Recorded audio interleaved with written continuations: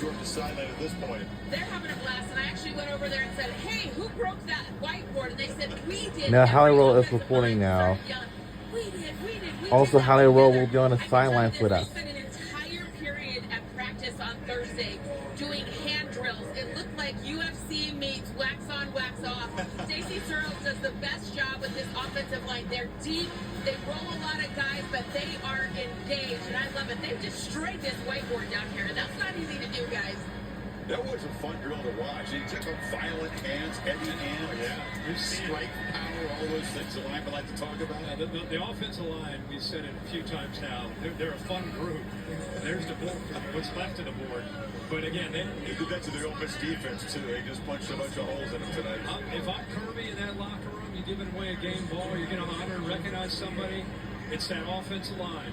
And again, the backs are healthy, Bowers and McConkey are healthy. But having Mims back helps solidify this group. 292 yards rushing tonight. And when you can run the football in this offense for Mike Bobo, and you put bent to these receivers in favorable matchups, he didn't get touched tonight. And again, excuse me, Kirk, because as great as this is, as comprehensive as this performance was against a top 10 team, having won the division already, Tennessee come out the loss. Sanders launches down to the end zone, a battle there. No flags thrown, trying to get it to Braylon Brown. You still got to get to Knoxville. You don't need it to get to Atlanta, but you need it to stay perfect, and that's all Kirby cares about. They're going to hear all week that Tennessee's terrible and they should kill him, and Kirby's going to be fighting against that. Obviously, he does it every week. He makes sure that his team is focused, and Tennessee still has talent. It's a different Tennessee team. They're a team that has to play defense and run the football. I don't know how well that'll work against this Georgia team now that they're healthy.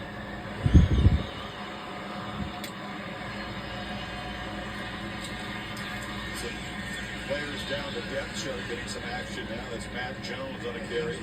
Besides opening holes for the running backs, protecting back well, Georgia didn't have a single play tonight for negative yards. So they didn't let the Rebels get across the line of scrimmage to make a single play. That's impressive. That's almost unheard of. And especially when that's been their strength. Ole Miss's defense, tackles for loss and sacks is how they've played well, and that's been their strength their entire season. Sanders retreating, and now just heaving the ball into the ground. That's really almost unheard of. You check the stats in games, almost unheard of, that have a single negative play on offense. Here's Jackson Dart. We haven't seen him since he headed to the locker room after that big hit. Says it all in his face. Don't know if it's something more serious. We haven't gotten any reports whether or not there was a problem with the collarbone. He listed out there, he battled tonight. Yeah, their first two series, they scored touchdowns. You know, I mean, the first two of their first and three, they scored touchdowns. They were running the football. And we're under 2 minutes to go in the fourth and the last quarter. And today, it was our takeover for the SEC Networks for Georgia Bulldogs. Up there with quarterbacks in the country right now. I mean, you got a lot of good players this year, but you're talking about a guy that's the head man of this offense that's competing for a SEC championship and possibly a national championship. I don't know on a national level if he gets the recognition and hype that he deserves. I think you're right. I mean, he's not going to win a statistical comparison to a lot of guys, including Jaden Daniels in his conference. You figure Daniels is going to be the All-SEC quarterback, but Beck doesn't care about that. He says the stat, I think, is underrated. And we're in the final minute of playing in the fourth and the last quarter, and this was our last home game here in Athens at Sanford Stadium in Athens. We want to thank all of you for making a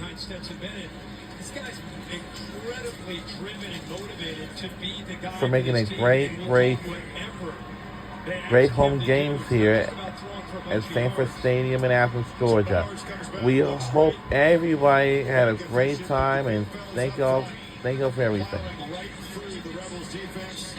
Georgia puts half 100 on Ole Miss, and will steamroll into Knoxville, looking very much the heavyweight out of the East to collide with. And we won this game against them, and our score was 52-17 by 28 points.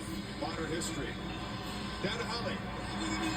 Now Holly Rowe is now with Kirby Smart. By your offense, you had a lot of guys back. People were healthy. How did you feel like they operated? Well, to not punt in the first half and just possess the ball and keep doing what they were doing, they did an incredible job. Incredible job. You were not a key player on defense, but I was impressed with your young players. How are you keeping these guys ready and organized and able to contribute when they need to? Well, those guys practice every day too. They practice really hard. And I thought those guys got confidence as the game went on. They played better in a really tough environment. It's a really tough offense. You clinch a trip to Atlanta, Coach. What does that mean for your team and your quest to go three-peat? We got to play Tennessee next week. How do you keep your guys focused on that prize? That's not hard. They're a really good football team, and they're really hard prep for us. So we got to go on the road in the SEC, and we're going to get back to work as soon as we can and win. Thank you, Coach. Appreciate it. It's drilled into their head for the minute they arrive at Georgia. Focus. And we were live at the Sanford Stadium in Athens, Georgia, home of the Georgia Bulldogs at the University of Georgia.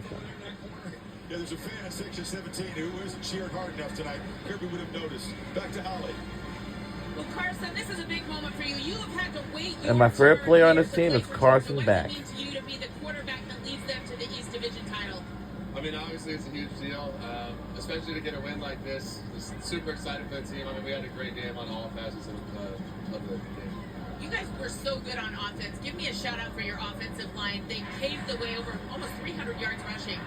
Yeah, I mean, also I didn't get. And that was our last takeover for today for Georgia Bulldogs.